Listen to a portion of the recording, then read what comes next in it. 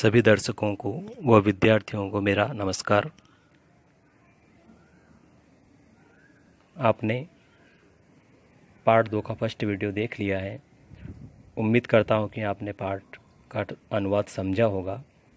अब हम प्रश्न उत्तर की ओर अग्रसर हो रहे हैं। उन्हें आपको ध्यान से समझना है।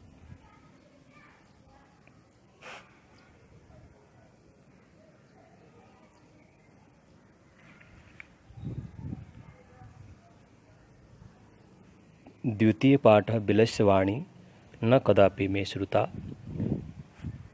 मैं आपको पाठ का पीडीएफ और प्रश्नोत्तर का पीडीएफ दूंगा।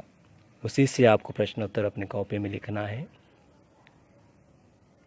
अभी आपको सिर्फ प्रश्नोत्तर समझना है।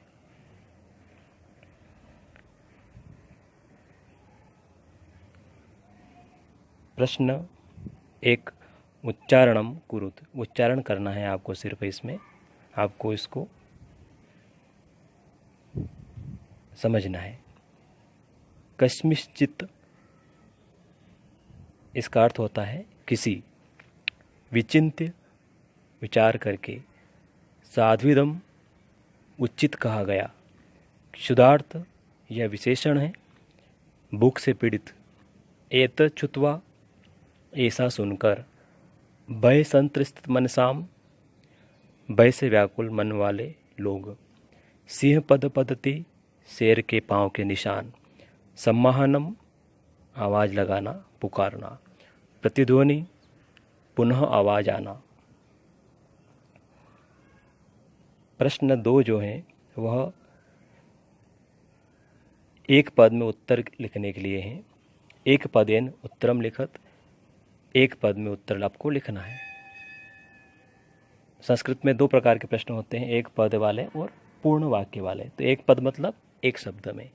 सिंह से नाम किम, लिखा है पहला प्रश्न।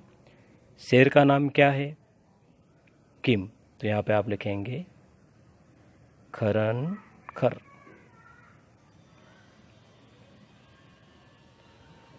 है ना, खरन खर। गुहाया स्वामी कह, गुफा का स्वामी कौन था? तो आपको लिखना है श्रृंगाला। कौन था? श्रृंगाला, श्रीवाला। ठीक है, श्रृंगाला या दधिपुज भी लिख सकते हैं, है ना। उसका नाम भी लिख सकते हैं और श्रृंगाल भी लिख सकते हैं। दोनों आंसर सही है। आपको पुस्तक में ये फिल करना है। पीडीएफ से फेयर कॉपी में लिखना है।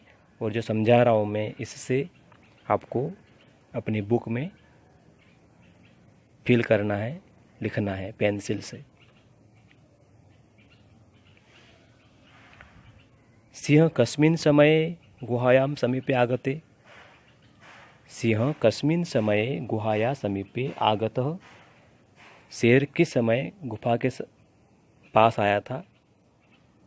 किस समय? तो आपको यहाँ आ जाएगा सायं काले।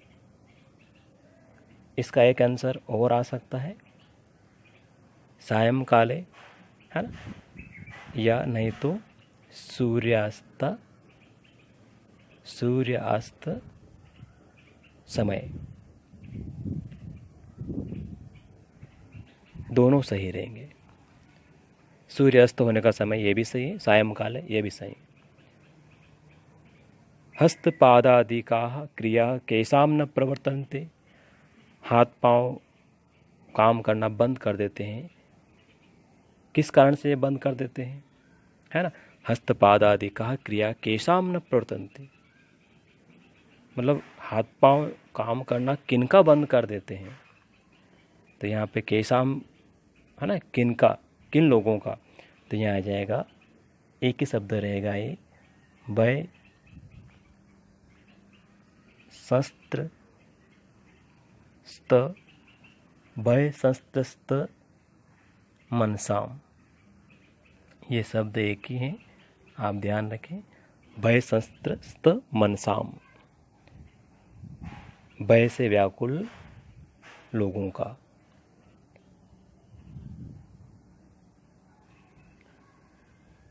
गुहा केन प्रतिध्वनिता, गुफा में किस कारण डबल आवाज आई, पुनः आवाज आई। केन है ना, केन आपको यहाँ पे तृतीया विभक्ति का एक वचन है। ठीक है, तृतीय विभक्ति आपको मालूम है, विभक्ति आपने देखी होगी।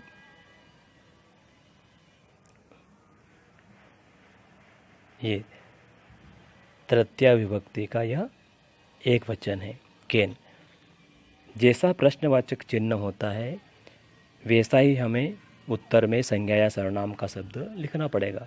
केन तो वहाँ आ जाएगा सिंह उच्च गर्जनेन। क्या आ जाएगा, सिंह उच्च गर्जनेन।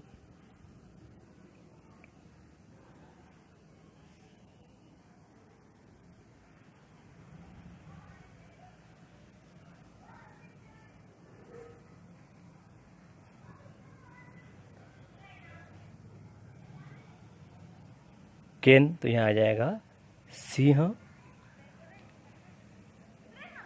उच्च उच्च गर्जनेन। सिंह के उच्च गर्जना के कारण, यह सिंह गर्जनेन भी चल जाएगा, अगर आप उच्च नहीं लिखेंगे तो भी चलेगा। ये दोनों शब्द एक ही हैं, इनको जोड़ के लिखना है। ठीक है, यहाँ जगह नहीं है तो मैंने अलग अलग लिख दिया, आप ध्यान रखें। अब आ रहे हैं आपके पूर्ण वाक्य वाले प्रश्न, है ना। पूर्ण वाक्य में आपको उत्तर लिखना है, ध्यान देंगे।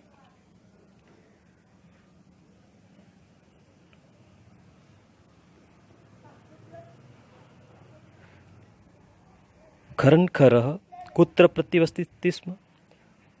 खरनखर जो शेर था वह कहाँ रहता था, तो कुत्र की जगह क्या आ जाएगा, वने, है ना। बाकी पूरा सेंटेंस ऐसे ही बनाना है, आपको सिर्फ वने नहीं लिखना है, आपको वाक्य बनाना है, क्योंकि लिखा है यहाँ पे पूर्ण वाक्येन उत्तरत। तो आप इसका कैसे लिखेंगे, खरनखरः वने प्रतिवसति स्म। सेकेंड वाला क्वेश्चन, महती गुहाम दृष्ट्वा सिंह किम अचिंतयत। बड़ी गुफा को देखकर शेर ने क्या सोचा, तो इसका लिखेंगे आप महतिम गुहा दृष्ट्वा सिंह, ये किम कट जाएगा, अचिंत्य तक ऐसे ही आएगा, और प्रश्नवाचक चिन्ह हटाकर आप लिखेंगे नूनम। कॉपी में या बुक में आप फिलअप कर लें, अभी मैं आपको पीडीएफ दूंगा इसका। नूनम एतश्याम, जरूर इस गुफा में, जरूर इस गुफा में, है ना, ये लिखा है यहाँ पर। नूनम एतश्याम गुहायाम, बिंदु लगाना है, रात्रो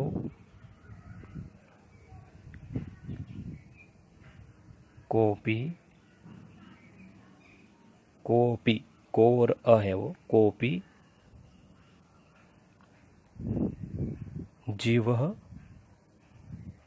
आगच्छति।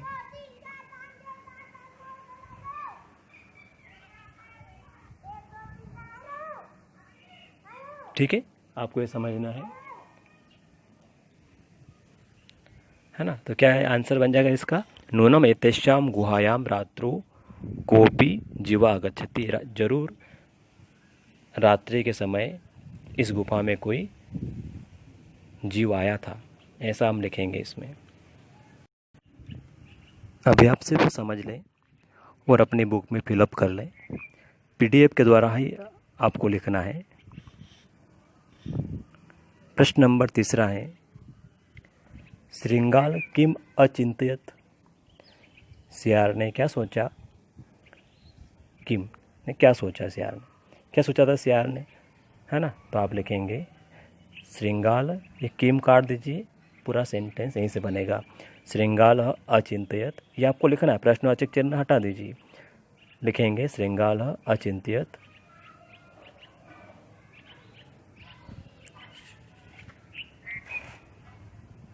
नूनम, नूनम जरूर अस्मिन बिले ये न है लास्ट में। अस्मिन बिले सिंह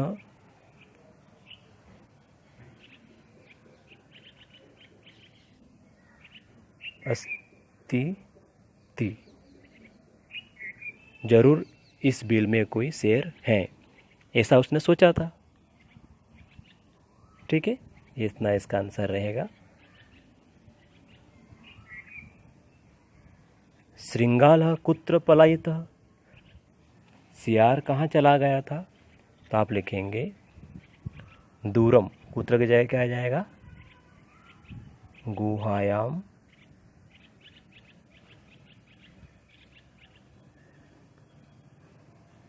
है ना, इसको ऐसा विसर्ग लिखना। ठीक है, यहाँ बिंदु नहीं आएगा। गुहायाः दूरम मतलब गुफा से दूर।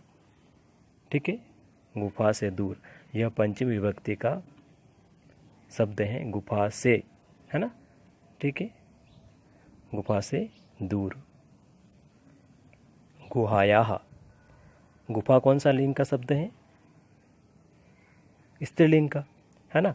और स्त्रीलिंग का शब्द है तो स्त्रीलिंग वाली अपन विभक्ति देखेंगे। ठीक है, कस्याः गुहाया, या आ रहा है ना लास्ट में, आप देख सकते हैं। ठीक है, स्त्रीलिंग का शब्द ये देखेंगे तो या, है ना। ठीक, आगे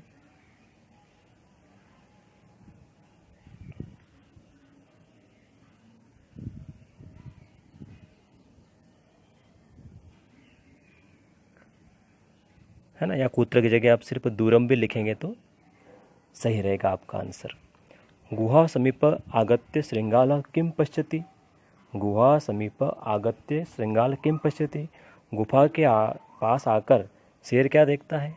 नो, श्रृंगाल, है ना। कौन है? श्रृंगाल। गुहा के समीप आकर श्रृंगाल क्या देखता है? क्या देखता है वो? इसमें आएगा सिंह पद पद्धतिम, शेर के पाँव के निशान, बिंदी आएगा यहाँ पे, है ना। सिंह पद पद्धतिम। क्लियर? पूरा वाक्य बना लेना, है ना। क शोभते, कौन शोभायमान होता है? तो आप लिखेंगे यह जो अनागतम आने वाला संकट का, क्या लिखेंगे? ये अनागतम है त, है ना। यह अनागतम, क्या लिखेंगे आप? ये यह अनागतम, जो आने वाले संकट का अनुमान पहले ही लगा लेता है। यह अनागतम कुरुते, कुरुते, यह क में मात्रा है कु। यह अनागतम कुरुते सह शोभते, जो आने वाले संकट का अनुमान पहले ही लगा लेता है वह शोभा पाता है, वह शोभायमान होता है, वह शोभा पाता है। यहाँ तक इसका आंसर रहेगा। आप पीडीएफ से लिखेंगे इसको, अभी सिर्फ समझें, अपनी पुस्तक में फिल कर लें।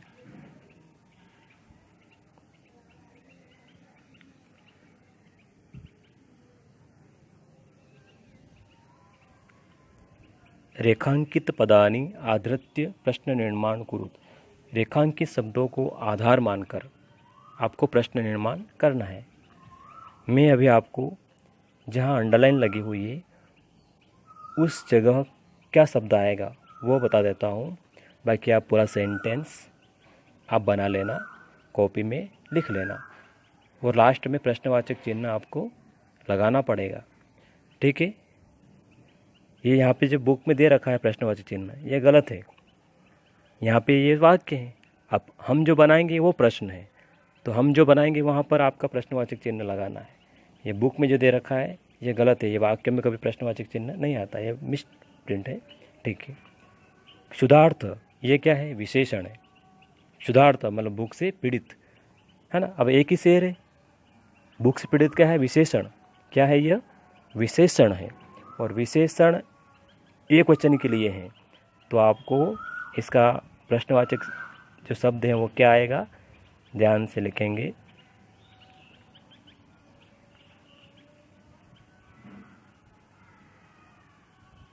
भूख से पीड़ित था वो, है ना, विच काइंड ऑफ, कैसा था वो, भूख से पीड़ित, तो यहाँ पे वो पुल्लिंग का है तो पुल्लिंग वाला लिखेंगे। अगर स्त्रीलिंग का हो तो कीदृशी, लेकिन वो खरड़ क्या है, पुल्लिंग में है ना, वो नपुंसकलिंग में हो तो ये आएगा, लेकिन अपना क्या आएगा अभी, कीदृश, पुल्लिंग वाला शब्द आपको लेना है।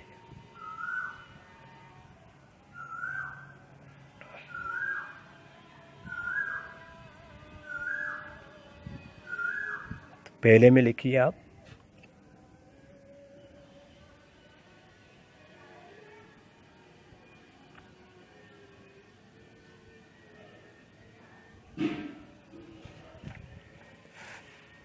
कीदृशः, कीदृशः, किस प्रकार का, कीदृशः, यहाँ इस जगह है ना, बाकी पूरा सेंटेंस आप बनाकर लास्ट में क्वेश्चन मार्क लगा देना। प्रश्न बनाना है आपको, ये ध्यान रखना है। दधिपुच्छ नाम श्रृंगाल गुहाया स्वामी आसित, दधिपुच्छ नाम का जो श्रृंगाल था वह गुफा का स्वामी था। यह भी एक वचन में था, तो आपको तो मालूम है एक वचन में क्या आएगा, कह, कौन, है ना, कह भी लगा सकते हैं, और क्या, किस नाम का, तो किम भी आ जाएगा, दोनों सही रहेंगे।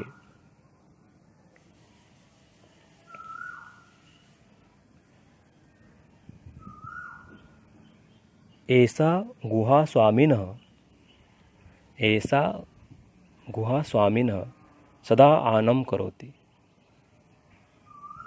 है ना, इस गुफा का जो इस गुफा का जो स्वामी है वो हमेशा उसको पुकारता है, तो इसका लिखेंगे आप स्वामिनः, है ना, तो इसका लिखिए कश्य, स्वामी की जगह आ जाएगा कश्य, ठीक है। इसका क्या लिखेंगे आप, कश्य, कश्य लिख लेंगे, षष्ठी विभक्ति का एक वचन, संबंध है ना, कौन, है ना, ऐसा गुहा स्वामी न सदा आहनम करोति, तो यहाँ क्या आ जाएगा, कश्य। अगला है भय संस्कृत मनसाम हस्तपादादि का क्रिया न प्रवर्तन्ते, आपको यहाँ लिखना है ना, भय से व्याकुल लोगों के हाथ पांव काम नहीं करते हैं, हाथ पांव, है ना, तो आप यहाँ हस्तपादादि कहा, तो यहाँ पे आ जाएगा सिर्फ कहा, यह आप लिख लेंगे, पूरा सेंटेंस बना लेना। बीले आनयन श्रृंगालः बीले प्रविश्य सिंहस्य भोजम भविष्यति, पुकारने से श्रृंगाल क्या है, वो बिल में आएगा और मेरा भोजन बन जाएगा। तो बीले मतलब स्थान है, तो यहाँ पे आप कुत्र भी लिख सकते हैं, ठीक है, और कस्मीन भी सही रहेगा, ठीक है। किस जगह आया था, किस, कस्मिन, कुत्र, कहाँ पर, दोनों सही है। यह आपको कहानी का क्रम दे रखा है, यह क्रम सही नहीं है, आप इसे सही जमाएंगे। मैं नंबर डाल देता हूँ, आप ध्यान रखना, है ना। इस पे नंबर 1 पर आएगा परिभ्रमण सिंह क्षुधार्तो जातः,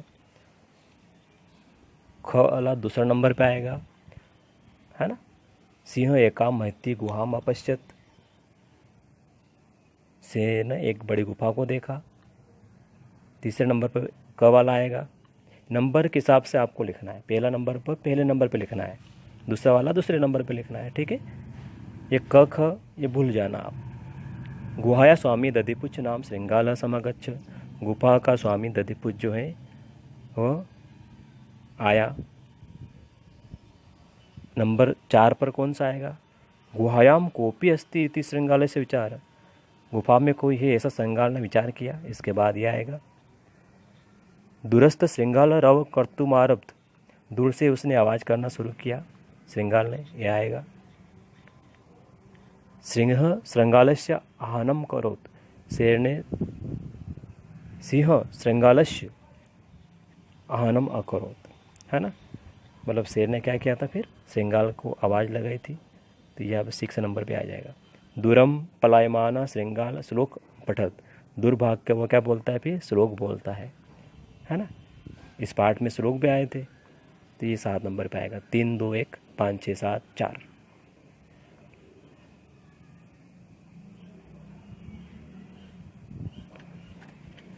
यथा निर्देशम मुत्रत, जैसा निर्देश है ऐसा उत्तर देना है। निर्देश मतलब आपको इस प्रश्न में ही मिलेगा, आप पढ़ेंगे तो। उत्तर भी इसी में है, लगभग उत्तर आपको इसी में मिल जाएगा। थोड़ा दिमाग लगाना पड़ेगा आपको। एकाम महती गुहाम दृष्ट्वा, एक बड़ी गुफा को देखकर उसने सोचा, सहस अचिंत्यत अस्मिन वाक्य कति विशेषण पदानि, इस वाक्य में कितने विशेषण पद हैं। विशेषण कितने हैं, तो इसमें द्वे हैं। कितने हैं, द्वे। द्वे लिख लेंगे, कॉमा लगाएंगे। फिर लिखा है, संख्या तो लिखना ही लिखना है। सह पदानी अपि लिखत, वो कौन कौन से हैं वो भी लिखना है। तो एक तो एका आ जाएगा, एक महती आ जाएगा। संख्या जो एकाम है, आपको मालूम है संख्यावाची शब्द भी विशेषण होते हैं। महतिम बड़ा, ये भी विशेषण है। तो 2 आपको लिखना है ना। द्वे लिखकर कामा लगाकर एका लिख दें और महतिम लिख दें।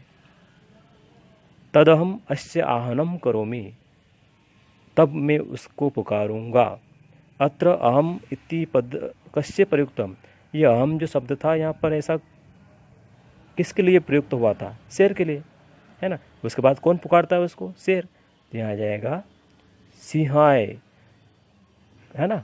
कस्मे शब्द जो है वो चतुर्थ विभक्ति का है।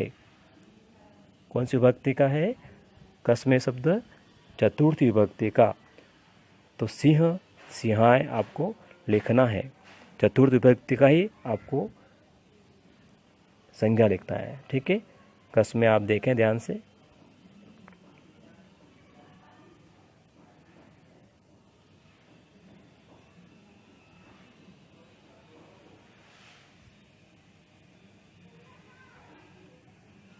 ये चतुर्थ विभक्त है ना, पुल्लिंग वाला शब्द है, ठीक है। पुल्लिंग में भी ये आएगा, पुल्लिंग देखें ध्यान से। सर्वनाम ये पुल्लिंग का है ना। तो तस्मे, कस्मे वो क से बना है, क्र धातु से, है ना। किम, किम सर्वनाम से बना हुआ है। और ये जो है तद, है ना, सर्वनाम से बना है, ठीक है। थोड़ा सा अंतर रहता है शब्दों में, बाकी मात्रा वगैरह तो वही रहती है। तो यह चतुर्थ विभक्ति का शब्द था कस्मे। तो आपको आंसर में लिखना है, क्या लिखना है आंसर में, सिंहाय, शेर के लिए। अब के लिए मतलब चतुर्थ विभक्ति का आना चाहिए, सिंहाय, है ना।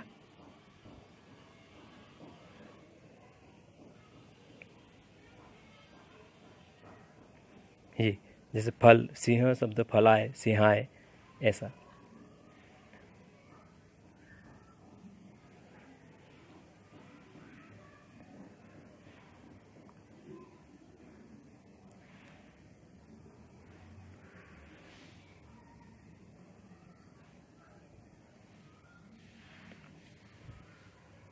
अहम की जगह अहम पद किसके लिए आया था, तो आप लिखेंगे सिंहाय।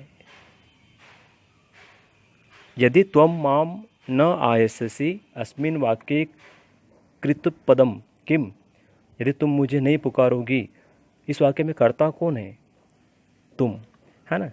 तो यहाँ पे आ जाएगा त्वम, क्या लिखेंगे आप, त्वम, ठीक है। ये आंसर हो गया इसमें।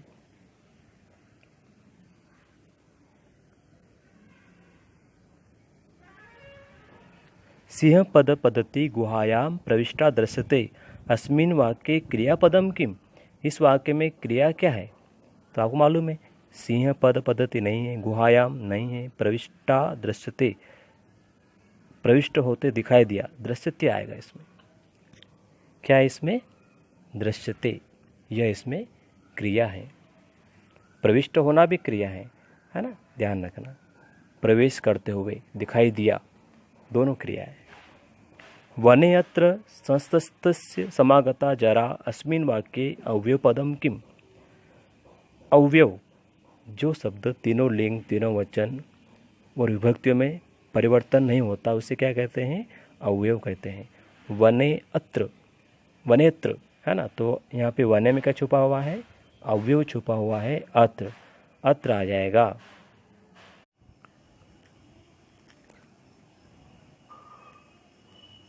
प्रश्न नंबर 7 में हमें अवयव को इस कहानी में फिलअप करना है। ये एक स्टोरी है, इसमें अवयव आपको फिलअप करना है। मैंने बताया था आपको अभी कि अवयव क्या होते हैं।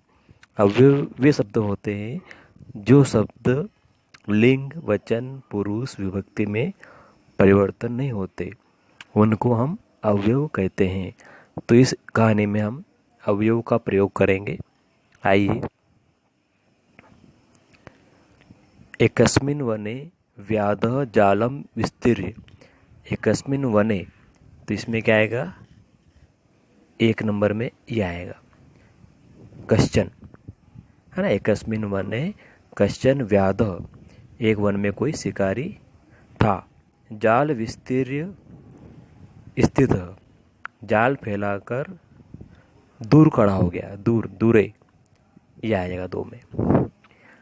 क्रमशः आकाशात सपरिवार कपोतराज, क्रम से आकाश से कबूतर का पूरा परिवार नीचे आया, तो नीचे के लिए आ जाएगा नंबर 3, नीचे। ये जितने भी अवयव दे रखे हैं सब क्रम से ही कहानी में फिलअप करना है। जैसे 1 2 3, तो ये 4 वाला 4 में आएगा, 5 वाला 5 में आ जाएगा। ठीक है। कपोता तंडुलान अपश्यन, कबूतरों ने चावल देखे। यदा, जब कबूतरों ने चावल देखे तब, क्योंकि यदा के बाद तदा आता है। यदा और तदा दोनों शब्द युग्म हैं, यह एक ही सेंटेंस में एक के बाद एक आते हैं। यदा पहले आएगा, तदा बाद में आता है। तो 5 नंबर में तदा आएगा। तेषाम लोभो जातः, परम राजा सहमत नासित, लेकिन राजा सहमत नहीं था, है ना। जो जंगल में एक जंगल का राजा था, उस इलाके का, उस एरिया के एक राजा था, तो वह सहमत नहीं था। तस्य युक्ति आसित, और उसकी युक्ति थी, उसका विचार था कि यदि, यहाँ पे क्या आएगा 6 में, यदि वने कोपी मनुष्य नास्ति, यदि वन में कोई मनुष्य नहीं है, कुतः तंडुलान संभव, तो चावल कहाँ से आए? तो 7 नंबर में आपको कुतः के आगे खालिस्तान समझना है। कुतः के आगे खालिस्तान में तही भरना है आपको, है ना। यदि कोई मनुष्य नहीं है तब चावल कहाँ से आए? कुतः तंडुलान संभव, तब चावल कहाँ से आए?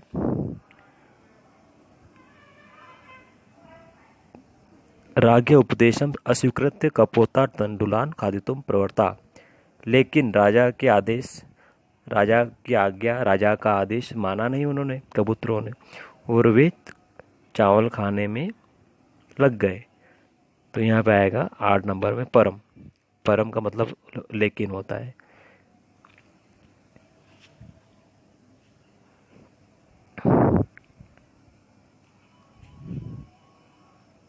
च निपातितः जाले, च निपाता, और जाल में वो क्या है? फंस गए, है ना। तो यहाँ पे आ जाएगा च, और जाल में वे फंस गए। Last fill in the blanks. अतः उक्तम विदधिम न क्रियाम, अतः कहा गया है कि कोई भी कार्य अचानक नहीं करना चाहिए। तो ये लास्ट में 10 नंबर में आ जाएगा, और च कौन सा नंबर में आएगा? 9 नंबर। क्या कहा गया है कि अचानक कोई भी कार्य नहीं करना चाहिए, या जल्दी से कोई भी कार्य नहीं करना चाहिए। ठीक है। तो एक बार कहानी का अर्थ अपन समझ लेते हैं। एक वन में कोई शिकारी रहता था, कश्चन जालम विस्तीर्य दूर स्थित, वह जाल फैलाकर दूर खड़ा हो गया। क्रमशः आकाशात सब परिवार कपोतराज, है ना, नीचे है। आगच्छत, क्रम से कबूतर का परिवार आकाश से नीचे आया। यदा कपोता तंडुला न पश्चन, जब कबूतरों ने चावलों को देखा। तदा, तब उनके उनको लोभ हो गया, तेषाम लोभो जातः। परम राजा सहमत नासीत, लेकिन राजा सहमत नहीं था, वहाँ का जो राजा था वह सहमत नहीं था, और उसका विचार था तस्य युक्ति आसीत, यदि, उसने क्या सोचा राजा ने कि यदि वने कोपी मनुष्य नास्ति, यदि वन में कोई मनुष्य नहीं है, कुतः तंडुलान संभव, तो ये चावल कहाँ से आए, कुतः के आगे भी खालिस्तान आपको समझना है। राज्ञ उपदेशम अस्वीकृत्य कपोता तंडुलान खादितुम प्रवृत्ता। राजा, यहाँ लिखे परम आएगा, परम राज्ञ, लेकिन राजा की आज्ञा नहीं मानी उन्होंने, और कबूतर क्या करने लग गए, चावल खाने लग गए। जाल है निपातिता, और जाल में वो क्या हो गए, फंस गए। तो जगह मतलब और, अतः उक्तम, इसलिए कहा गया है, विरतित न क्रिया, अचानक कोई कार्य नहीं करना चाहिए। आइए हम थोड़ी ग्रामर समझ लेते हैं। ग्रामर भी इस पार्ट में नीचे दे रखी है।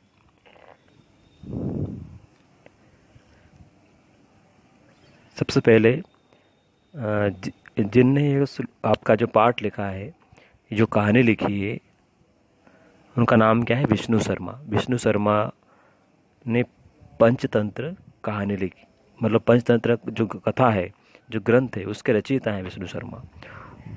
उसमें से यह कहानी ली गई है ना।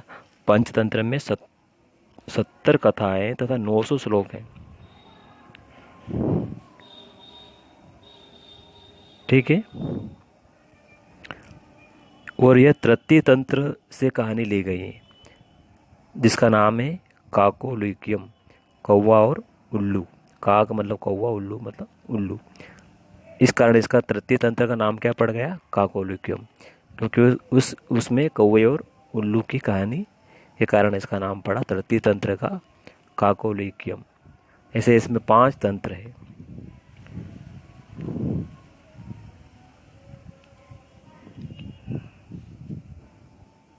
व्याकरण, अवयव। अवयव मैंने आपको बताया है कि अवयव क्या होते हैं शब्द। अवयव वे शब्द होते हैं जो लिंग, वचन, पुरुष और विभक्ति में परिवर्तन नहीं होते। यह 2 प्रकार के होते हैं, विकारी और अविकारी।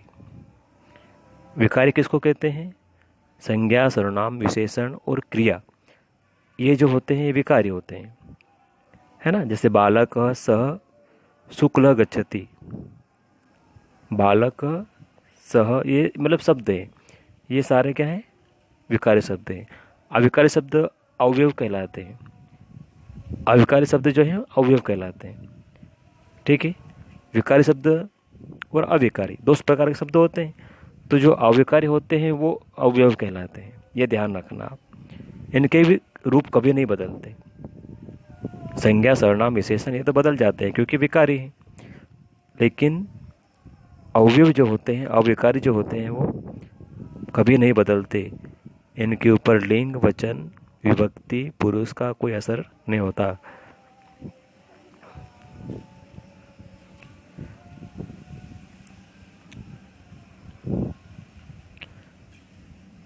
जैसे अवयव दे रखे हैं यहाँ पर, अत्र, अधुना, अपि। अवयव भी 2 प्रकार के यहाँ पर दे रखे हैं, रूढ़ और यौगिक। रूढ़ अवयवों के खंड नहीं होते। रूढ़ जो अवयव होते हैं उनको हम तोड़ नहीं सकते।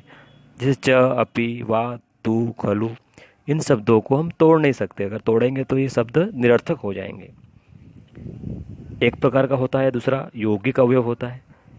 ये वे खंड होते हैं, ये कृत, तद्धित या समास के रूप में होते हैं, है ना। ये ध्यान रखो, यौगिक जो होते हैं ना, ये 3 प्रकार के हैं, कृत प्रत्यय, तद्धित प्रत्यय और समासिक रूप जो होते हैं, ये इसके अंदर आते हैं। सर्वथा, एकदा, तत्र, इत्थम, कथम इत्यादि समास के रूप में अवयव है। जैसे कि कृत प्रत्यय में कौन कौन से आ रहे थे, गत्वा, गंतुम में क्रिया है। तद्धित में क्या आते थे, शब्द, जितने भी शब्द हैं अवयव। समास में प्रतिदिनम, यथाशक्ति, ये समास हैं। कृत, तद्धित और समास ये तीनों किस में आ रहे हैं, यौगिक अवयव में। वह रूढ़ में कौन से शब्द आ रहे हैं, जिनके टुकड़े हम नहीं कर सकते, खंड नहीं कर सकते। ठीक है।